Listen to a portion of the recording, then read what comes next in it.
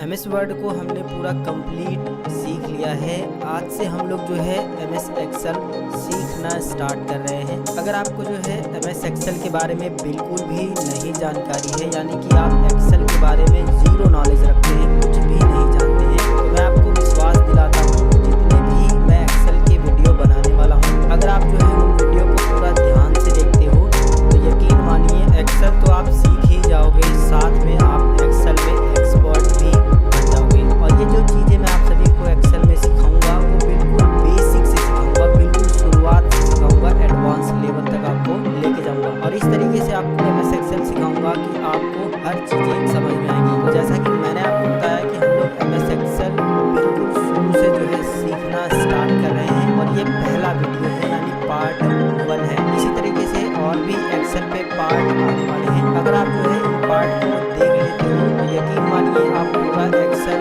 सीख जाओगे। एक्सेल में सबसे पहले हमें क्या सीखना चाहिए ये हमें ज़रूर पता होना चाहिए। तो आज की इस वीडियो में मैं आपको ये भी बताऊंगा कि एक्सेल में सबसे पहले हमें ये सब ज़रूर सीखना चाहिए। कुछ हमें एक्सेल में आए या ना आए, लेकिन कुछ चीज़ें एक्सेल में ऐसी होती हैं जो आपको ज़रूर पता होनी चाहिए। चलिए वीडियो को शुरू करते हैं। हेलो दोस्तों, मेरा नाम गुलाब और आप देख रहे हैं गुलाब कंप्यूटर स्मार्ट क्लास। दोस्तों अगर ये वीडियो आपको पसंद आता है तो वीडियो को लाइक करिए, अपने दोस्तों के साथ वीडियो को शेयर करिए। चैनल पे अगर पहली बार हो, अभी तक चैनल को सब्सक्राइब नहीं किए हो तो चैनल को सब्सक्राइब भी कर लीजिएगा। एमएस एक्सेल सीखने से पहले हम लोग ये जान लेते हैं एमएस एक्सेल क्या है। एमएस एक्सेल का पूरा नाम माइक्रोसॉफ्ट एक्सेल है।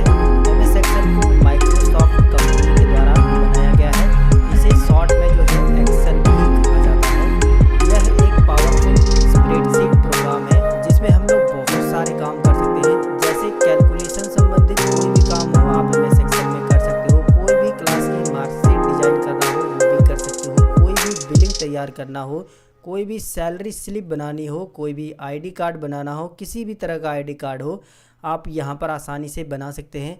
साथ ही साथ किसी भी तरह का डाटा एंट्री का काम है ना, वो भी आप एमएस एक्सेल में बहुत ही आसानी से कर सकते हैं। इन सभी काम के अलावा और भी बहुत सारे काम जो है आप एमएस एक्सेल में बहुत ही आसानी से कर सकते हैं। तो यहाँ से आपको ये क्लियर हो गया होगा कि एमएस एक्सेल क्या है। अगर ये क्लियर हो गया है तो वीडियो को लाइक शेयर। तरीका ये है कि आप जो है स्टार्ट बटन पे क्लिक करिए। यहाँ पर जो है आपको सर्च करना है एक्सेल। एक्सेल जैसे ही आप लिख करके सर्च करोगे ये एक्सेल की एप्लीकेशन आ जाएगी। आप जो है इस पर क्लिक करके इसको जो है ओपन कर सकते हो। दूसरा तरीका ये है कि आप स्टार्ट बटन पे क्लिक करिए, यहाँ पर ऑल ऐप्स पे जाइए, यहाँ पर आपको जो है एक्सेल की एप्लीकेशन मिल जाएगी। आप इस पर भी क्लिक करके इसे ओपन कर सकते हो।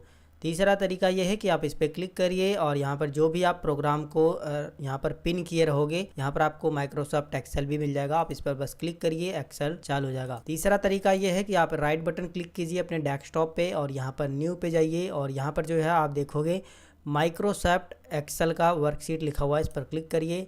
इस तरीके से एक शॉर्टकट बन जाएगा। आप इस पर डबल क्लिक करिए, एक्सेल चालू हो जाएगा। अगला तरीका ये है कि आपको जो है विंडोज के साथ आर बटन दबाना है और ये जो रन कमांड खुलती है इसके अंदर आपको टाइप करना है एक्सेल। एक्सेल की स्पेलिंग बिल्कुल भी गलत नहीं होनी चाहिए। एमएस एक्सेल नहीं लिखना है, सिर्फ एक्सेल ही लिखना है। ये स्पेलिंग आप देख लीजिए। एक्सेल लिखने के बाद आप इसे ओके करिए, एक्सेल खुल जाएगा। तो इन तरीकों से जो है आप एमएस एक्सेल को चालू कर सकते हैं। अब बात करते हैं एमएस एक्सेल के परिचय के बारे में कि किस पोजीशन को क्या बोला जाता है। तो आपको सबसे ऊपर की साइड में ये मिल जाता है ऑफिस बटन। ये जो है बिल्कुल एमएस वर्ड में जो बटन्स है उनसे जो है मिलते जुलते हैं। तो एमएस वर्ड का अगर आपने वीडियो देखा होगा तो इन सभी बटन्स के बारे में आपको जानकारी ज़रूर पता होगी, लेकिन यहाँ पर भी मैं आपको इन सभी के बारे में बता देता हूँ। इस पर क्लिक करके आप एक नया डॉक्यूमेंट यहाँ पर अपने एमएस एक्सेल में ला सकते हैं। इस पर क्लिक करके अगर पहले से अपने कोई एमएस एक्सेल में फ़ाइल को बना करके सेव किया है तो उसे ओपन कर सकते हैं। इस पर क्लिक करके आप अपनी एमएस एक्सेल की फ़ाइल को सेव कर सकते हैं। इस पर क्लिक करके आप अपनी एमएस एक्सेल की फ़ाइल को किसी दूसरे फॉर्मेट पे या फिर किसी दूसरी जगह पर दूसरे नाम से सेव कर सकते हैं। इस पर क्लिक करके आप अपने एमएस एक्सेल की फ़ाइल को प्रिंट कर सकते हैं, प्रिंट प्रीव्यू भी देख सकते हैं। इसके बाद इस पर क्लिक करके आप जो है अपने एमएस एक्सेल की फ़ाइल को प्रिपेयर कर सकते हैं। इस पर क्लिक करके आप अपनी एमएस एक्सेल की फ़ाइल को डायरेक्ट यहीं से जो है सेंड कर सकते हैं, ईमेल या फिर फैक्स। इस पर क्लिक करके डायरेक्ट जो है आप अपनी एमएस एक्सेल की फ़ाइल को जो है पब्लिश कर सकते हैं, कोई ब्लॉग वगैरह आपने अगर बनाया होगा तो। और ये जो लास्ट बटन है इस पर क्लिक करके आप जो है MS एक्सेल को क्लोज़ कर सकते हैं। तो यहाँ से हमारा ये जो है ऑफिस बटन ये पूरा कंप्लीट हो चुका है। इसी के बगल में यहाँ पर देखिए कुछ शॉर्टकट बटन दिए गए हैं, इसको जो है क्विक एक्सेस टूल बार बोला जाता है। यहाँ पर 3 बटन पहले से डिफ़ॉल्ट रूप से सेव हैं, जिसमें पहला है सेव, दूसरा है अंडो, तीसरा है रीडो।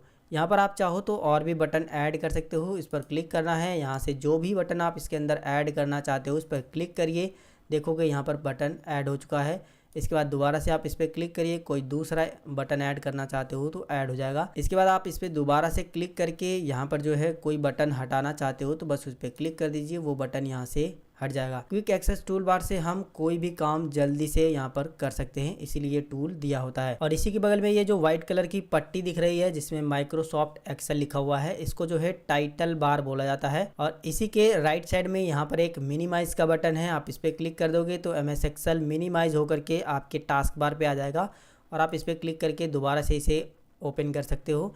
यहाँ पर एक बटन मिलेगा रीस्टोर का, आप इस पर क्लिक कर दोगे तो आपकी एक्सेल जो है छोटे इस तरीके से छोटे फाइल में आ जाएगा। और आप चाहो तो इस पर क्लिक करके इसे जो है दोबारा से बड़ा कर सकते हो, दोबारा से क्लिक करके छोटा कर सकते हो। इसी के बगल में एक बटन है क्लोज का, इस पर अगर आप जो है क्लिक कर देते हो तो MS एक्सेल आपका पूरा बंद हो जाएगा। अगर आप चाहते हो कि इस विंडो को और छोटा करना तो आप इस तरीके से कॉर्नर पे लेके जाइए और माउस का लेफ्ट बटन दबा करके एक्सेल की ये जो फाइल खुली हुई है इसको जो है और भी छोटा बड़ा यहाँ से आप जो है कर सकते हो, जितना बड़ा छोटा चाहिए जितना बड़ा चाहिए।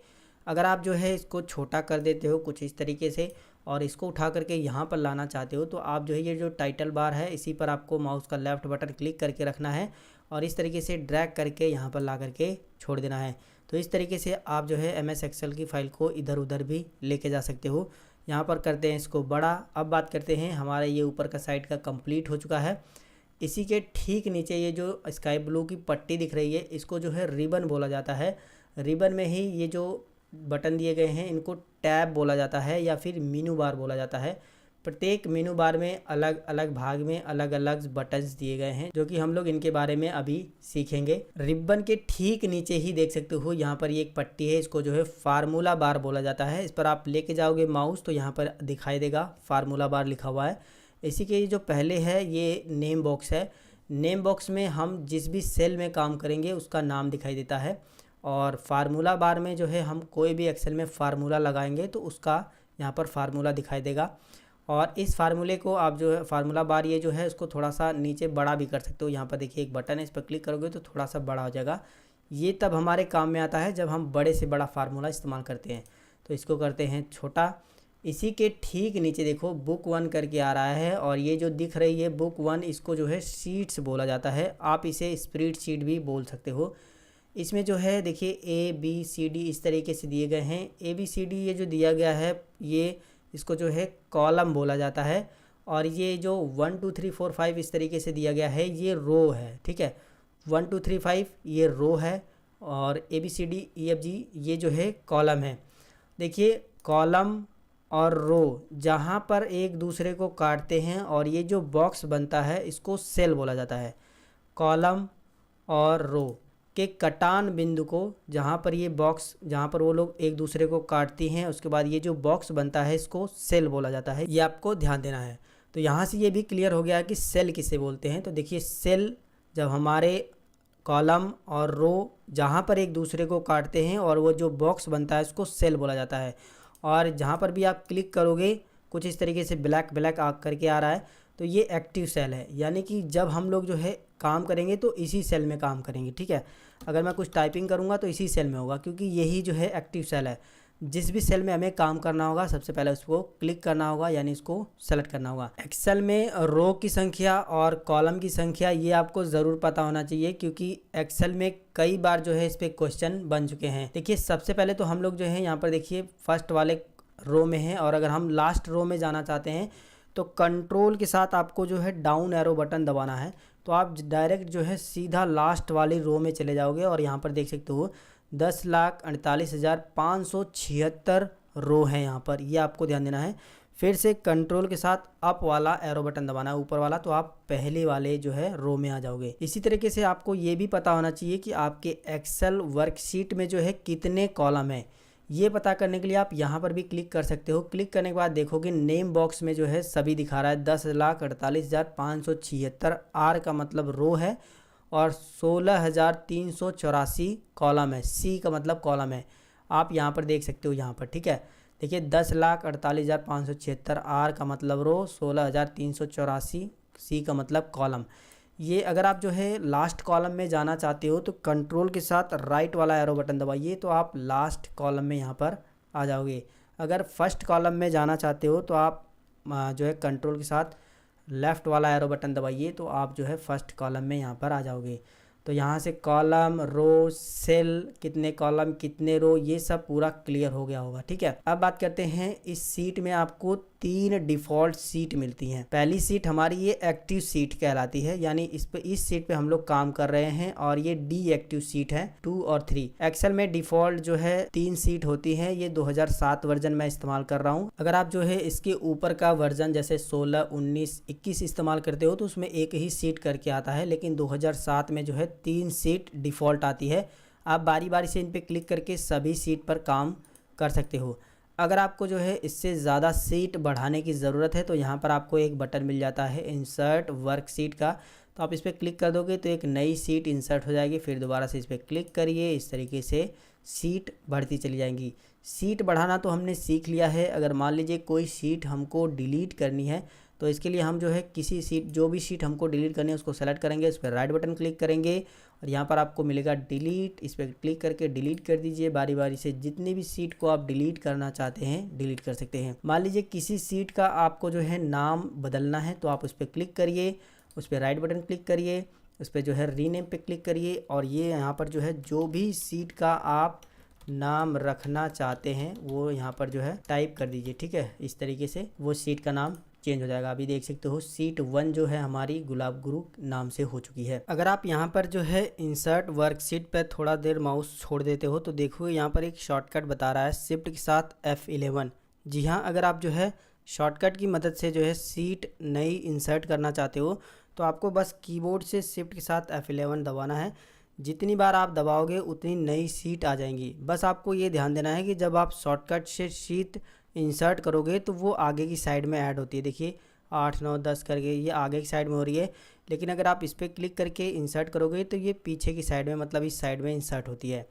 तो इस तरीके से आप शॉर्टकट से भी जो है सीट इंसर्ट करा सकते हो। तो इस तरीके से आपने सीट इंसर्ट करना, सीट को डिलीट करना, सीट का नाम चेंज करना, ये सब सीख लिया होगा। देखिए इसी पट्टी में राइट साइड में एक यहाँ पर देखिए इस तरीके से एक बटन है, इसको बोला जाता है स्क्रॉल बार।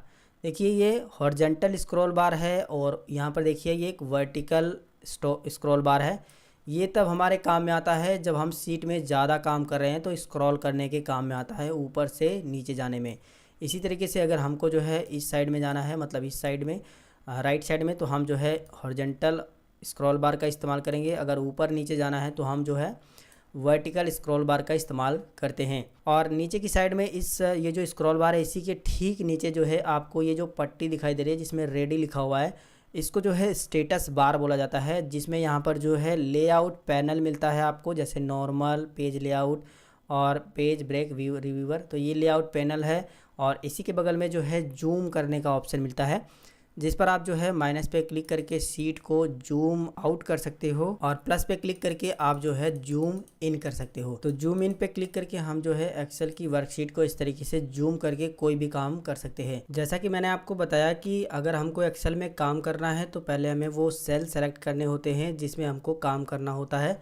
जब हम एक बार माउस से अपने सेल को सेलेक्ट कर लेते हैं तो हम उसमें जो है कुछ भी डाटा टाइप कर देते हैं। डाटा टाइप करने के बाद कुछ भी, जो भी आप इसमें नाम लिख रहे हो, कुछ अंक लिख रहे हो, लिखने के बाद अगर आपको जो है इस सेल से दूसरी सेल में जाना है तो आप जो आपके कीबोर्ड में जो up, down, left, right arrow button होते हैं उनकी हेल्प ली जाती है। अगर आप राइट साइड में जाना चाहते हो तो आप राइट एरो को दबाइए, आप राइट साइड में जाओगे। अगर आप लेफ़्ट साइड में जाना चाहते हो तो लेफ़्ट एरो को दबाइए, लेफ़्ट साइड में जाओगे। अगर आप डाउन मतलब नीचे जाना चाहते हो तो डाउन एरो को दबाइए और ऊपर जाना चाहते हो तो अप एरो को दबा सकते हो। यही काम आप जो है इंटर बटन से भी कर सकते हो। अगर आप नीचे जाना चाहते हो तो इंटर बटन दबाइए नीचे की साइड में, लेकिन अगर आप जो है राइट साइड में जाना चाहते हो तो आपको टैब बटन दबाना है, तो आप राइट साइड में जाओगे। अगर आप पीछे जाना चाहते हो तो आपको शिफ्ट के साथ टैब बटन दबाना है, तो आप पीछे आ जाओगे। यहाँ पर आप एक चीज़ नोटिस कर रहे हो कि जब मैंने इस सेल को सेलेक्ट किया है तो ये D6 में है, तो यहाँ पर भी देखिए नेम बॉक्स में भी दिखा रहा है D6, यानी D वाला हमारा कॉलम है और 6 हमारी रो है। इसी तरीके से अगर आप जिस भी कॉलम रो पर क्लिक करोगे वो नेम बॉक्स में यहाँ पर वो चीज़ नेम उसका पूरा दिखाई देगा कि ये कौन सा कॉलम है और कौन सी रो है। एक्सेल एक बहुत ही समझदार सॉफ्टवेयर है, बस आपको एक्सेल को जो है कुछ भी हिंट देना होता है और वो आराम से समझ जाता है कि क्या करना होता है। जैसे कि मैं जो है इस सेल में क्लिक करता हूँ और यहाँ पर मैं 1 टाइप करता हूँ, इसके बाद डाउन एरो से नीचे आता हूँ, यहाँ पर मैं 2 टाइप करता हूँ, फिर मैं क्या करता हूँ इन दोनों सेल को जो है सेलेक्ट कर लेता हूँ। सेलेक्ट करने के लिए आपको जो है पहली सेल में क्लिक करना है, माउस का लेफ़्ट बटन दबाना है, दोनों को इस तरीके से सेलेक्ट कर लेना है ड्रैग करके, ठीक है। इसके बाद जो है आपको यहाँ पर देखोगे यहाँ पर एक नोड बना हुआ है, इस पर लेके जाओगे तो आपका जो माउस पॉइंटर है कुछ इस तरीके से प्लस जैसा बन जाएगा। अब आपको माउस का लेफ़्ट बटन दबाना है, इस तरीके से ड्रैग करके लेके आना है। एक्सेल अब आप समझ चुका है कि आपको क्या टाइप करना था। तो देखिए यहाँ पर इसके बीच की जितनी भी गैपिंग है उसके हिसाब से एक्सेल ने यहाँ पर हमको डाटा दे दिया है, यानी सिर्फ हमने एक्सेल को ये हिंट दिया था कि 1 के बाद 2 आना चाहिए और एक्सेल समझ गया है कि हमको क्या लाना है, वो इस तरीके से डाटा ले करके आके आपको दे देगा। इसी तरीके से अगर आप 2 टाइप करते हो, नीचे की साइड में आने के बाद 4 टाइप कर देते हो, तो एक्सेल आप समझ गया है कि 2 का गैप रखना है। तो आप इस तरीके से जो है दोनों को सेलेक्ट कर लीजिए, माउस का लेफ़्ट बटन दबा के यहाँ पर ला करके कुछ इस तरीके से ड्रैग कर दीजिए। तो एक्सेल देखो भली भांति पूरा प्रॉपर तरीके से एकदम सही 2 का टेबल यानी 2 का पहाड़ा यहाँ पर रख चुका है। इसी तरीके से अगर आप जो है कितने का भी गैप देना चाहो, जैसे मैं यहाँ पर 4 लिख देता हूँ, इसके बाद नीचे आने के बाद मैं जो है यहाँ पर 8 लिख देता हूँ। तो अब एक्सेल समझ चुका है कि 4 का गैप देना है। यहाँ पर आने के बाद जो है हम नीचे की साइड में आएंगे तो यहाँ पर देखिए 4 का भी टेबल तैयार हो चुका है। इसी तरीके से और भी बहुत सारी चीज़ें हम लोग एक्सेल में करने वाले हैं, लेकिन ये वीडियो काफ़ी ज़्यादा बड़ा हो गया है और मैंने सोचा है कि एक्सेल की जो भी मैं वीडियो बनाऊंगा वो छोटे बनाऊंगा ताकि आपको अच्छे से समझ में आ जाए, क्योंकि वीडियो जब बड़ा हो जाता है तो देखने में भी मज़ा नहीं आता है और एडिटिंग करने में भी बहुत ज़्यादा समय जाता है। तो आज की वीडियो में बस इतना ही। इस वीडियो में मैंने आपको एक्सेल के पूरे परिचय के बारे में बता दिया है। नेक्स्ट वीडियो में हम लोग बात करेंगे कि एक्सेल में हम लोग काम कैसे करते हैं। आज की वीडियो में बस इतना ही। अगर ये वीडियो आपको पसंद आया है तो वीडियो को लाइक करिए, अपने दोस्तों के साथ इस वीडियो को शेयर करिए। चैनल पे अगर पहली बार हो, अभी तक आपने चैनल को सब्सक्राइब नहीं किया है तो चैनल को सब्सक्राइब भी कर लो यार, क्योंकि हमारे चैनल पर कंप्यूटर रिलेटेड ढेर सारे वीडियोस दिए जाते हैं। मिलेंगे फिर एक नई वीडियो में एक नई जानकारी के साथ, तब तक के लिए जय हिंद, वंदे मातरम।